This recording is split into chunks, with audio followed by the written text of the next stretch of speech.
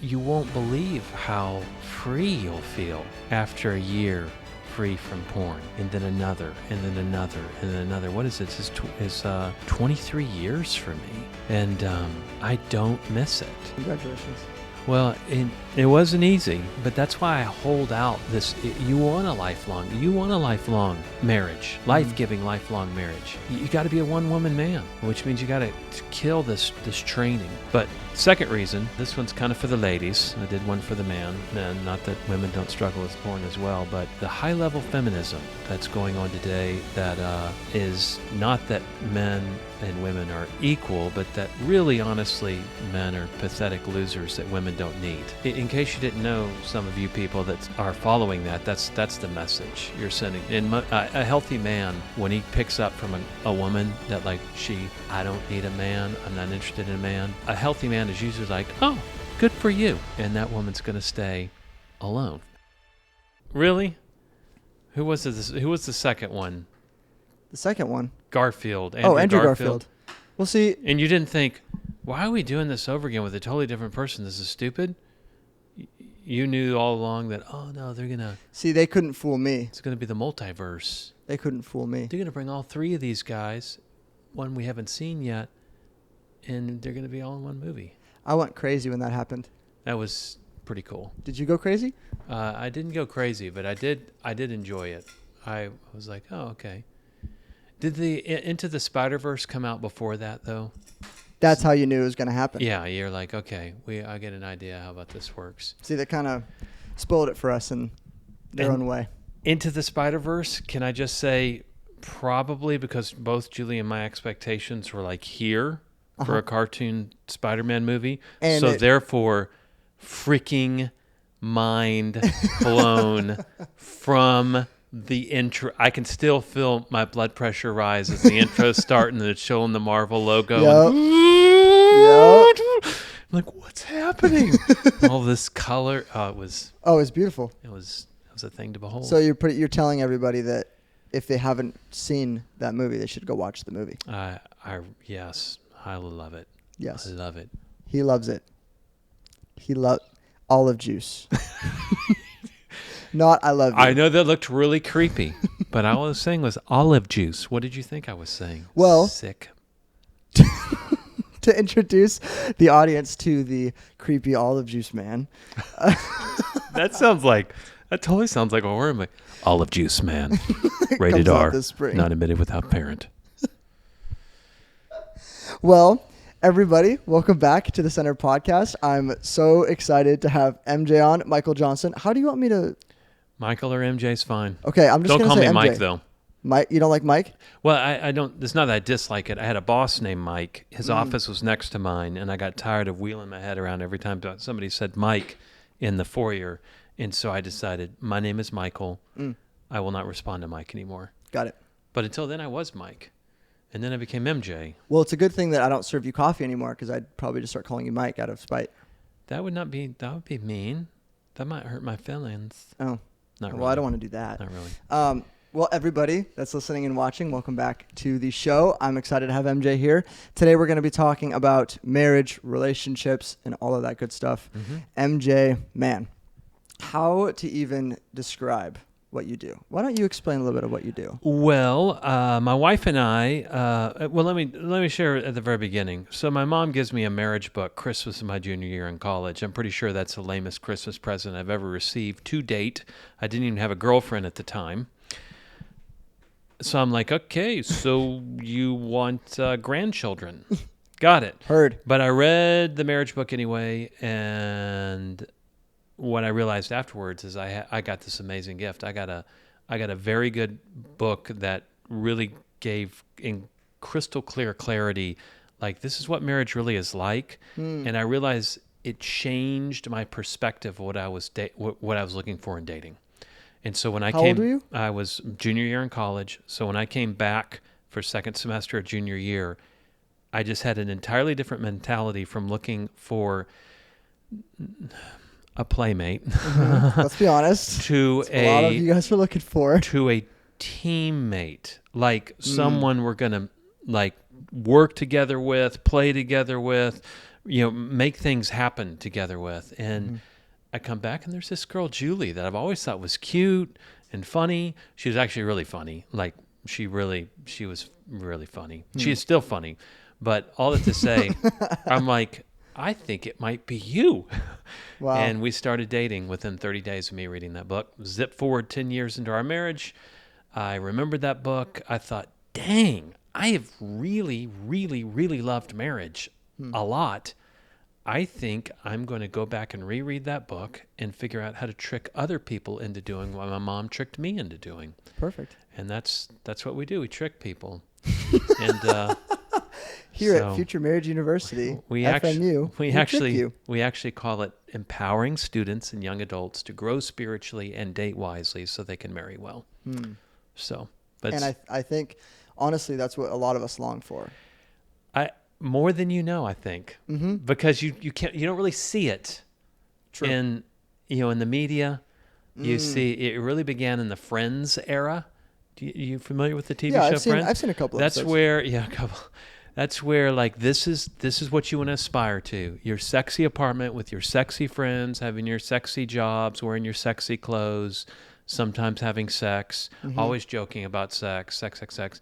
And from that point on, like the whole Cosby show, happy married with kids is just kind of died away. Yeah. And so there's not a lot of vision for it. Yeah. So, yeah. Yeah. We didn't know that we were going to get into the marriage apologist business, trying to convince people that, hey, marriage is really good. Right. When we started, because it started in 2003, probably before you were born. Oh, I was born in 2000. Oh, okay. So I was 3 years old. So when you were 3 years old, that's when we started doing this. Well, welcome to my show. Yeah. That's That's awesome. crazy, isn't it? Isn't that wild? Yep. When we were doing this, I'm like, someday I'm going to be in a podcast. I don't even know what a podcast is because I don't know what YouTube is yet.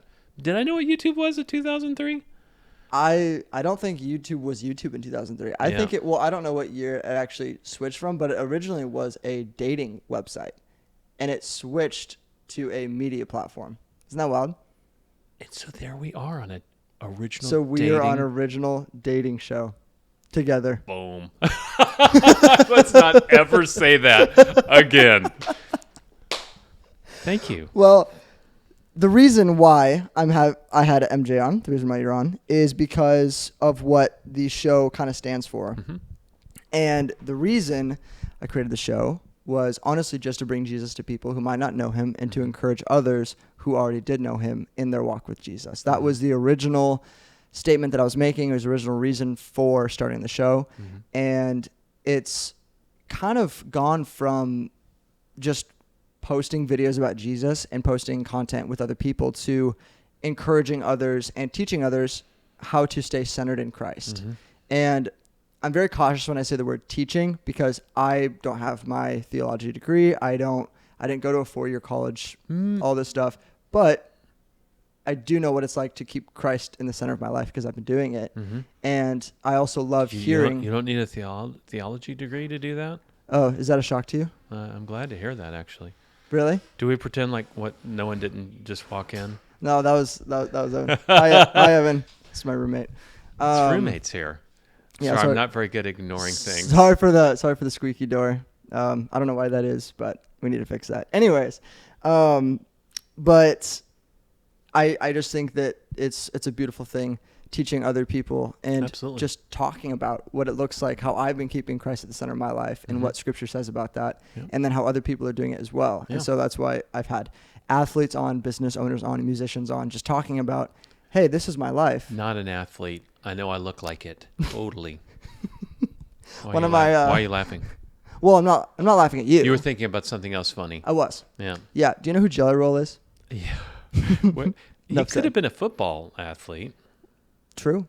Well, one of his sayings is he's an athlete trapped in an alcoholic's body. Oh gosh. Isn't that funny?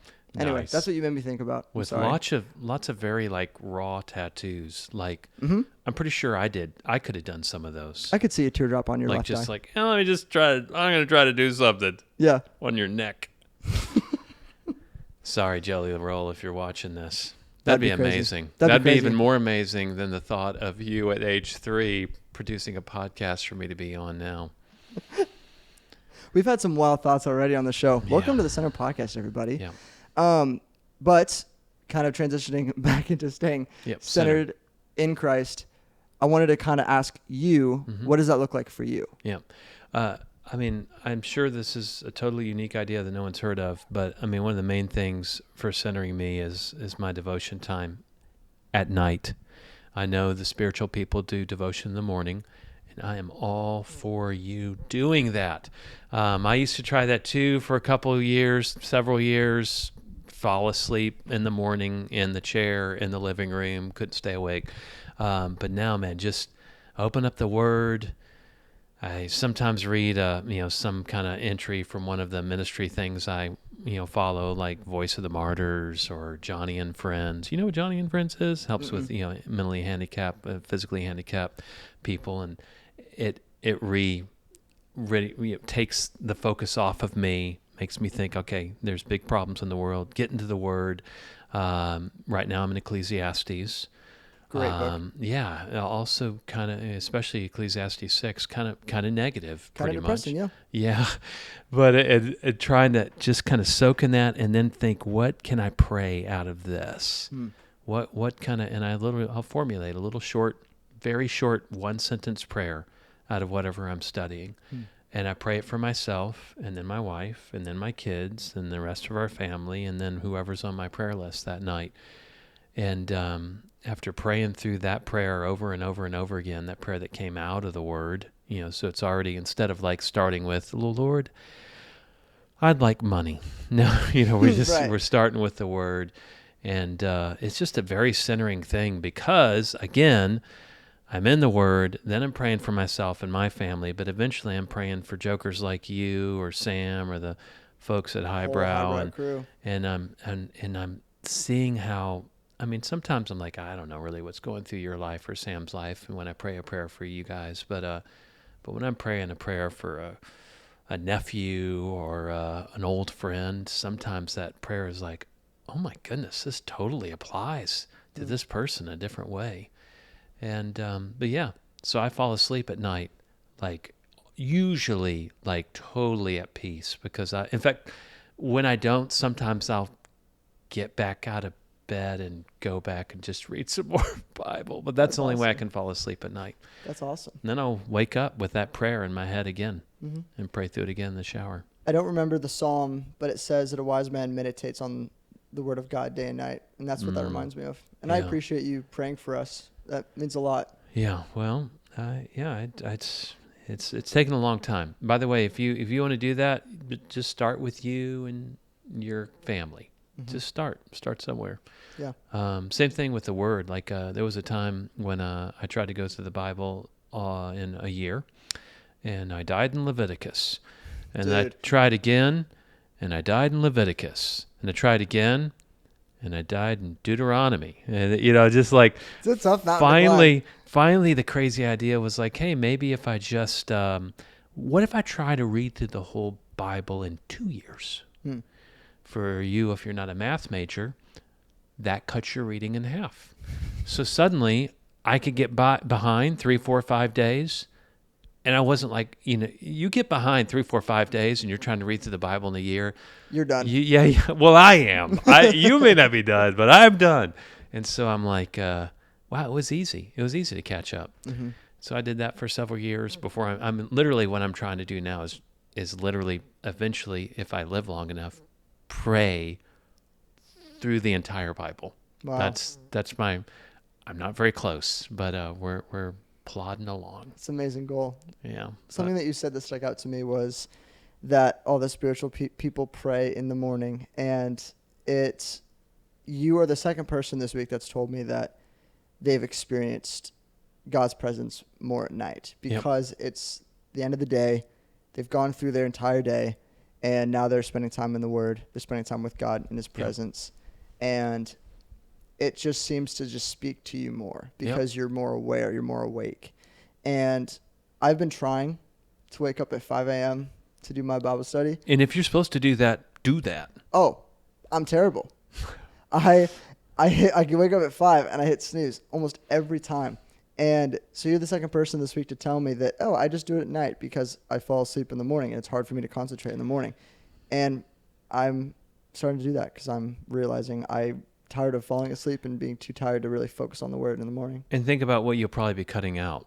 Scrolling, television, all that stuff, because I'm not doing any of that stuff. Yeah. I mean, my wife usually goes to sleep at 10, and that means 10 on, man. That's me and Jesus. And it is, That's really special. So calming. There is something about giving first fruits, and I guess logically speaking, the first fruits would be the morning. Right. There's also something about giving God your best fruits. And as a night person, that would be the night time. There's your best fruits. And again, like I said, it bleeds over into the morning. Right. I'm in the shower praying that same prayer that I memorized after praying it so many times the night before for myself and all my family. I'm sorry, I don't pray for everybody else in the morning too. So you and Sam and just pray for everybody in the world. Amen. Yeah. Boom. Covered every single person. I'm the best Christian out there. Yeah. Get on my level. Oh, yes. Well, speaking about your wife, Yep. I want to talk about dating. Okay. So for everyone listening and watching, there is a shocking statistic that we realized together when we were talking, and it is that more than 60% of men in their 20s are single. 60%. More than 60%. Yep. It's the baseline. Yep. So why is that? Lots of reasons. I actually have a whole series on my blog at futuremarriageuniversity.com. You could look up, is this going to keep you single? And you'll get a whole series there. But that said, two of the main things, and one of them's people love talking about these topics. It just brings them warm fuzzies. Porn. Porn is 57%, I think, of divorces cite excessive interest in porn sites as being one of the contributing factors. I don't know why you really need a stat like that for you to know, oh, porn and marriage probably don't go together.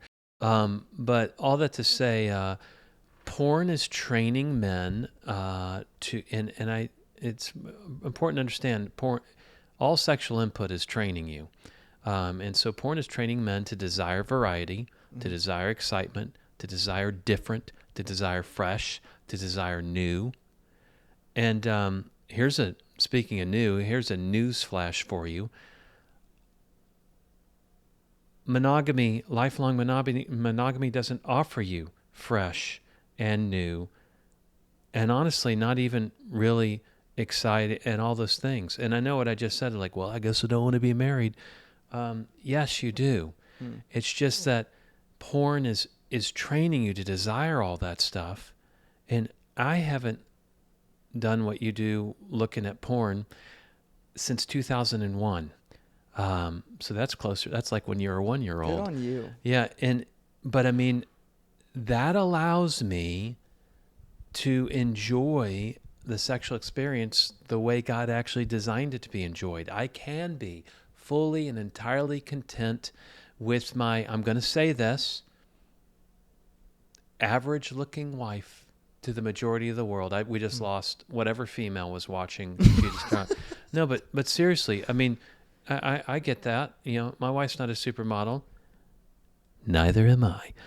I mean, we're just normal people, but that's not part. That's not wrong. That's not bad. And that's not part. The most gorgeous people don't have the best sex. That's not the way. That's not the way it works. But we're trained to think that. Yeah, exactly. But what marital sex is all about is, instead of lust driven, it is cherish driven. Instead of desiring, taking, it's sharing, it's receiving, it's connecting, it's knowing. And instead of feeling excited and all, what? Not. I mean, obviously, when you're having sex, there is excitement. There's excitement there. God created it, and His first command to humans was be fruitful and multiply. So obviously, God gave us something that is meant to be enjoyed, but it's obviously meant to be enjoyed in the covenant of marriage. Exactly. But porn, again, to your question, Mm-hmm. porn is keeping men so they it's not that you aren't worthy of love if you're looking at porn. Oh, you're naughty, dirty, naughty, no. No, it's like you can't be equipped to handle a woman's heart Mm-hmm. if you're also engaging in all this. You have to say no to that Mm-hmm. in order to truly care and cherish and love a woman until death do you part. And you won't believe how free you'll feel after a year free from porn, and then another, and then another, and then another. What is it? It's 23 years for me, and I don't miss it. Congratulations. Well, and it was, yeah, it wasn't easy. It's but hard. I mean, you've got, but that's why I hold out this. You want a lifelong marriage, life-giving, lifelong marriage. You got to be a one-woman man, which means you got to kill this training. And even if you're watching and you're like, oh my gosh. In fact, I just talked to a guy last week who was he said, it's not even so much the porn, it's just everything in my head. And I said, Right, like over-sexualizing everything? yeah. And I said, well, yeah, but you got to shut the water off first. And he looked at me kind of funny, like, what am I talking about? I said, well, right now you're looking at your house and it's flooded. There's 2 feet of water on the floor and it's coming from the ceiling because your second story is flooded as well. And you're like, this house is ruined. What are we going to do? Well, you're going to get it cleaned up, but not until you shut the water off. If you got to replace the floor or the wall board or whatever like that, and the water's still coming through, it's just going to, yeah, that's what I mean by cutting off the porn first. Then you get to cleaning up the house. And then, like my friend who lives in Kemah, Houston, who had a hurricane that flooded his house, I visited like the next year, his house looked just fine. And your heart and your mind over time can be cleaned up and ready. But second reason, because you said what's keeping us single. Yeah. And again, I'm not giving a bunch, just these 2. But this one's kind of for the ladies. I did one for the men. Not that women don't struggle with porn as well, but the high-level feminism that's going on today that is not that men and women are equal, but that really, honestly, men are pathetic losers that women don't need. Right. I mean, that's, in case you didn't know, some of you people that are following that's the message you're sending. And a healthy man, when he picks up from a woman that like I don't need a man, I'm not interested in a man, a healthy man is usually like, oh, good for you. And that woman's going to stay alone.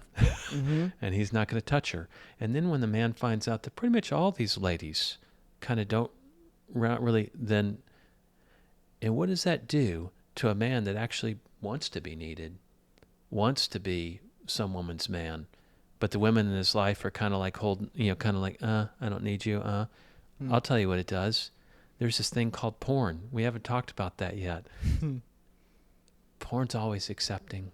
Porn's always there for him. And then a normal, healthy woman is like, that's disgusting. Ooh. The man's like, I feel shamed. When I feel shamed, I feel like really being a better person. No, you feel like going to whatever, alcohol, porn, whatever it is. And so the cycle continues. Right. And the women don't need men. And the men just use the porn. And again, I'm not blaming pornography on feminism or feminism on pornography. I'm just saying they're 2 different. They're 2 different beasts that are just killing both men and women's potential of being married. There's a book called Get Married by a guy called Bill Wilcox. He works with the Institute for Family Studies from the University of Virginia. And he talks about how, statistically speaking, marriage is the pathway for most people to happiness. It ranks higher than financial, health, all those things, all those measurements of happiness and stability. If you look at it, most married people are, they're stronger in all those areas. And yet our culture wants to keep you single. It wants to keep you, where they can keep, hey, I got this to fulfill you. I got this to fulfill you. I got this to fulfill you. And marriage is not the ultimate fulfillment either. And that's something we should probably talk about. Yeah. But it's pretty clear from that statistic that you shared that God himself said it is not good for man to be alone. Mm-mm. And And that's where did he say that? Where did he say that? Where did he say that? Oh, well, he said it when he created everything, after he said everything was good, and the very beginning when he created man, and yet he still said something's missing. I mean, if that was true of Adam, did he hang out with God at all? Oh, well, I'm pretty sure the Bible said he was walking with him. Like, please? I would really like that. Could that happen? Yeah. And yet he had all that. And God is like, I exist in relationship with myself. You don't know about that yet, Adam, but Yep. Father, Son, and Spirit. Or maybe he did. I don't know. Yeah. I don't think he did. Father, Son, and Spirit. You're made in my image. You also need to be in relationship. Yeah. If in a paradise, God's like, it's really not good for man to be alone, how much more jokers like you and me that were born to parents, that God bless their hearts, they did the best they could do, but, we got wounds and stuff like that, and then we did our own stupid decisions, and then we have all the strife and stuff going on in the world. Marriage is really supposed to be the great equalizer. Like, rich people can get married, poor people can get married, healthy people can get married, sick people can get married. They can all get married. Like, it's not everybody can't be wealthy, everybody can't be smart, everybody can't be a football player, everybody can't do all this stuff. But even though you point out that stat, actually the stat I have is 27% of 25 to 34-year-olds are single today. 25%? 27%. 27% of excuse me, let me rephrase that. 27% of 25 to 34-year-olds are married. Oh, so whoa. It's closer to 3/4 of the 25 to 34 category. And but what was I going to say with that? I lost it. Brain fart. So, wow, where was I going? You don't know. I'm honestly just in awe of what you're saying. That's what my wife says all the time. No, but like, we weren't made to be alone. Oh, I was saying that marriage is the great equalizer, and yet our culture has made marriage into another. They call it a capstone relationship. Like, you wait until you get everything established in your home, in your job, in your life, then you go find the perfect wife. Instead of marriage being more of a cornerstone relationship that you build off of. I'm not saying everybody should get married at 22 right out of college like I did. I'm not saying that, but I am saying that it was very good for me. I didn't have enough of a personal identity and faith in Christ that I knew who I was, and I wasn't looking to my wife to tell me who I was. She, likewise, her own relationship. But then we really have grown together over that time. So that is the beauty that marriage is supposed to bring. And yet our culture's made it like, not only are you supposed to get everything together, but then what do you have to do before you get married? You have to have a wedding that's worth how much? Whew. Like, I don't even remember the stats. Tens and hundreds of thousands of dollars. Make it a destination wedding.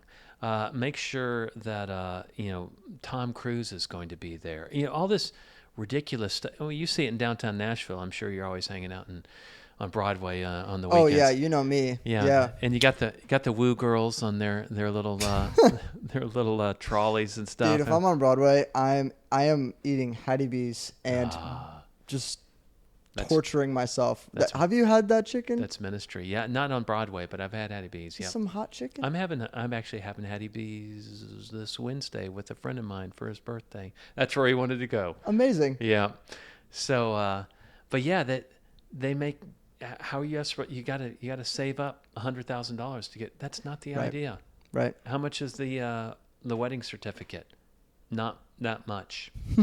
Bring your family and friends together who know you best and love you most, and celebrate this union of this woman who loves God, and you love God, and you come to get it.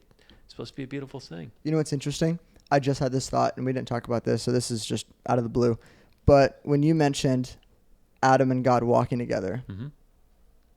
then God created Eve.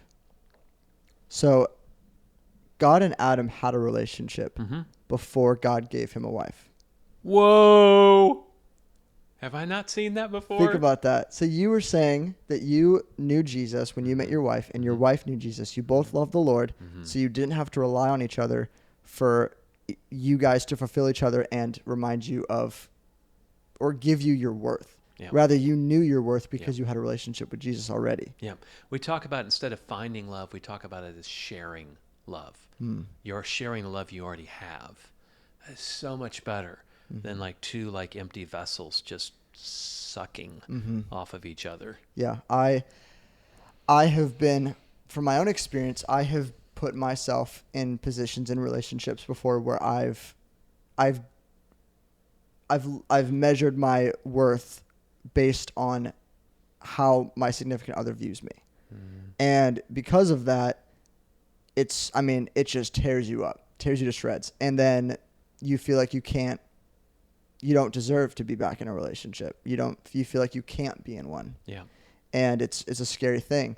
And even though it's something that you long for, you would rather stay single and stay comfortable rather than having to put yourself back and trust again, you know? And but I will say that since pursuing the Lord, this current season of life that I'm in right now, I have felt closer to the Lord than I have in a long time. Love that. And it's because I've fully just been surrendering to him, of just saying, you know what, Jesus, you know the things that I want and you know the things that I love, but I'm willing to not pursue them. I'm willing to pursue you first and foremost. And I believe that you're going to do a work, and that I don't know how you're going to do it. I just trust you. And even if I don't get my way, I trust you.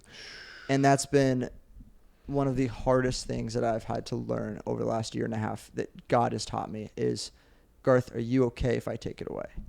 Are you okay if I ask you not to do this? Because then that shows who is really first in your life. Is it me or is it something else? What are you putting on the pedestal that's not me? And do you see how that attitude is going to help you in marriage? Can you see how that surrendered attitude versus... Are you referring to like when Jesus says that in marriage it's kind of like how you need to be laying down your life for your wife like Christ laid his life down for the church? Yeah. The woman's asked to submit to the man, and the man's asked to sacrifice for the woman. Two S words that we don't really like very much at all. But there, you use the word surrender. The woman's surrender is submission. The man's surrender is sacrifice. That's good. And it's just, a lot of people think that marriage is going to complete them, like, i.e., make them happy, wrap it all up in a big bow, la la la. And I'm like, oh yeah, it will complete you.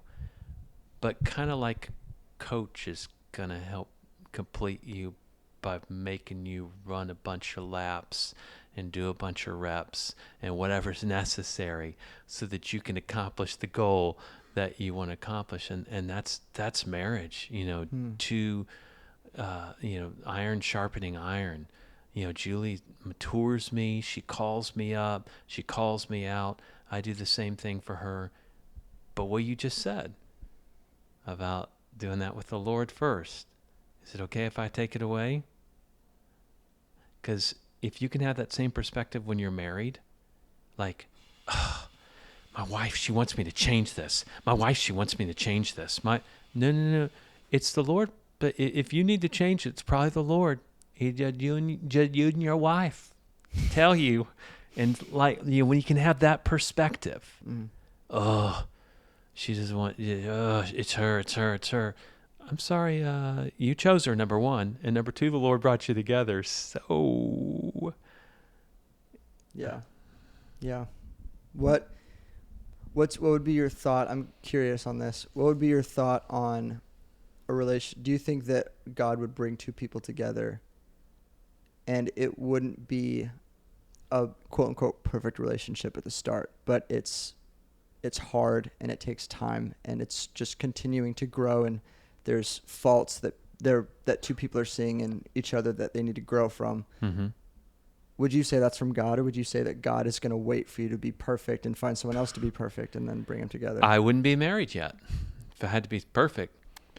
And I mean, that would be true even at age 53. I got married today. I still got issues, and I would have had more issues at age 53 if I wasn't married. But yeah, no, the idea really, and this comes from the secular realm too, by the way, the scientific realm. This is not just in the Bible, because real science. We won't get into that, but real science is going to show how God made the world. Mm-hmm. And the Gottmans are a couple in the relational research world that are like, worshipped, we're not worthy. I don't think either of them believers or anything like that, but they say a growth mindset is absolutely critically essential to a happy marriage. And that growth mindset is, I'm going to change, I'm going to grow, I'm going to learn, I'm not going to be the same person. And that's not I'm perfect. That's like, I'm growing up. I want to get there. And so here's these secular scientific, psychological people that are like, yep, well, that's pretty much what God made marriage to do. What else would make a man really lay down his life, the average man, than a woman that loves him? And so he's like, okay, who else would a woman want to submit to except to a man that will lay his life down for her? And not just like, well, if things get really bad, I'll stop a bullet. But no, like I'm going to try to sacrifice for my wife. Mm-hmm. And daily she's going to try to submit to me. Mm-hmm. And daily we're going to fail. And daily we're going to forgive. And daily we're going to just try again. It's really good. Man, those Disney movies lied to me. Oh, I touched the nerve. Well, when you said, that's one of the things. Is Disney going to keep you single? Remember I told you I had a whole series, and is this going to keep you single? Yeah, you can look that one up. So you can look that one up on your own time. Yeah. Man, that is. How long have you and your wife been married? We'll be 31 years in November. Wow. It only seems like 50, honestly. Just kidding, honey. If you're watching this, she didn't watch this crap. You know what I'm saying? She's like, you're on a radio, you're on CNBC. She won't watch. She's like, I already know what you're gonna say. I'm kidding. No, she's. Well, yeah. What did you tell me before the show? What did you say to her? And she's like, oh, it's me. Oh yeah. So I tell my wife, yeah, I'm going to be on this podcast, centered. He's asked me, what really centers me in Christ? And I told him, well, first, my, devotion time at night. I said, what do you think I told him second was? She goes, me. But again, that is a rollout of the body of Christ. So I told you, the word keeps me centered, prayer keeps me centered, but then the body. And so that it's not you need the magic person in your life, magic wife or not magic, the perfect wife or husband in your life to make it all come together. You need other people. And if you watching are single now, you need the church more than you need a spouse. Do not look for a spouse if you aren't plugged into a church.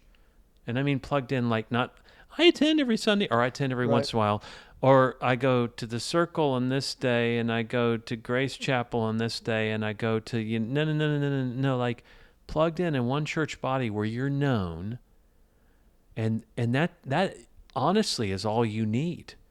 But you do need the church, you do need community. But since most of us, going back to not good for Ed and be alone, part of that community probably is going to include a spouse. But I don't encourage people looking for a spouse if they don't really have a church community where they're already known. Mm-hmm. Yeah. and kind of, learning. That's where you learn to sacrifice. Oh, we got to set up chairs. Oh, I got to volunteer in the children's ministry. Oh, that's just little baby stepping sacrifices, serving in children's ministry once a month, compared to like having children's ministry in your home, your own children. Boy, oh, I don't have to change just one diaper. Oh, it's like a dozen. An hour. That's wonderful. It's not that bad, actually. That'd be a lot of diapers. And same thing for the submission thing. Learning to like, man, I don't know why the leadership made that decision. I don't know why why we have to say, worship wasn't really that good for me this morning. I'm sorry. Were we supposed to be worshiping you? Go off. Yeah, but just learning in community there, that prepares you. Yeah, 100%. I think that, I've talked about my boys' youth group before. I love my boys. Shout out to my boys. I love the boys. But it does take effort. And it's not something that always pours into me. It's usually something where I'm having to pour myself out for other people. And that's that sacrifice. And so your boys need to step up then. What? Just kidding. Would you? Oh, yeah. Come on, boys. 10th grade. Step up. Sorry. I'm kidding. Keep going. No, I hope it doesn't sound like I'm boasting. I'm just sharing from my own life of, youth group is difficult. And I think that some people choose not to do it because it's difficult, or we've been talking a lot about this at Church of the City. If you go to Church of the City and you're watching this, shout out, because our head pastor has been calling out the congregation recently saying, majority of you who are coming to church, you're not involved. You're just consuming. You're just coming on Sundays and then that's it.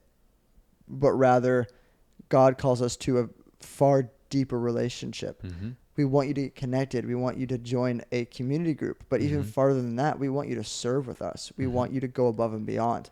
It's not about what can the church do for me, or like what you were saying, is worship my type of worship. It's, no, I'm getting connected because I love Jesus and because I know that he calls me to be a part of a body, and this is the body I choose to be a part of. And you're right, it's not easy. And I think that when you become an adult, like me and my friends are realizing, is, oh wow, life isn't as easy as it used to be, and life gets harder. And you've got to grow up with it. You can't let life just consume you. Like, you need to grow up, and you need to sacrifice, and you need to, it's hard. Yeah. Really, the call on the believer's life is to die to yourself. Which is so hard. Yeah. Oh my goodness. That's what you're saying with surrender, but it's like, really, it's like, what kind of surrender? Well, dying to yourself. But, when you do that, that's where life is found. The one who is going to keep his life is going to lose it. The one who loses his life for his sake will find it. That's as a single person, that's as a married person, but learning that process single prepares you to be able to do that in marriage, where you're like, ugh, this is so unfulfilling to me right now. And God's like, yeah, die to yourself. Right. That's right, boys and girls. You're on the right track. Yeah. It's not so bad. Yeah. Well, at least you haven't been beaten nearly to death and hung on a cross. So when you look at what you're going through, not so bad. You can stop complaining now. Sorry. I love it. Well, speaking of which, like picking up your cross, because it's laying down your life, but then it's also picking up your cross.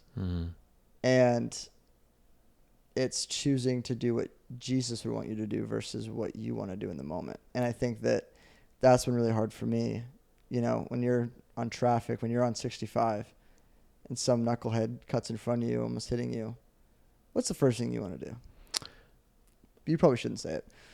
Pray for them. There you go. That's a lie. But you stop yourself from doing what you want to do, and you do pray for them, or you just choose not to do that thing, and you choose to do something that maybe Jesus would do instead of, it's so corny, but the what would Jesus do thing, like, it's so corny, but it's true. Like, in that moment, when you decide not to do what your flesh, what Mm-hmm. you really want to do in that moment, choosing, no, you know what, I'm going to say no to this because I love Jesus. Mm-hmm. It's like, and even bringing porn back up, it's like, if you're alone and you can feel that temptation, we all know the temptation. It's like, but you're in that moment, you have a choice to choose between yes or no, and you're all alone and no one else is watching. Mm-hmm. You can easily choose yes, and the enemy will make you feel like there's no consequences. Mm-hmm. But the tricky thing about the enemy is that he will convince you to do a thing that's sinful and gross because everyone else is doing it. But when you do it, he convinces you that you're disgusting and that no one else does it. Yeah, I talk about him being like this, like he goes into he comes out, he's a tempter, and then you do exactly what he wanted you to do. He goes into the telephone booth, changes outfits, comes out as the accuser. What is this a different dude? No, it's the same dude. He's like, you were sick and worthless and da da da. Yeah. And boy, you feel so bad about yourself. You know, it'd make you feel. He goes into the telephone booth again, comes out of the tempter. You know, it'd make you feel really good doing that stupid thing again. No, seriously, man, it's gonna, and this will be the last time, I'm sure. Yeah. You know, you do it. Goes in the telephone booth, comes back out, accuser again. Trickster. Yeah. Yeah. Yeah. He's I mean, he's the father of lies, so he's pretty good at it. Well, again, we go back. We went to the garden when you talked about, do we really need, is it not good for us to be alone? Well, go back to the garden. Perfect place. Adam and Eve could do anything they wanted at all, except eat one kind of fruit from one tree. That's it. I mean, talk about you only had one job, right? You Yeah, only true. had one job. And the deceiver was so good that he could get them to do that one thing. Mm-hmm. So if you think that I don't think I can be deceived that easily. It's like, well, now we're in the place where there's a gajillion temptations at every moment. Mm-hmm. A gajillion things every day. I don't know why I'm saying gajillion. That's not even really a number, but It's a big number. yeah, every day. No. So the deceiver, he is crafty. We got to protect ourselves. Mm-hmm.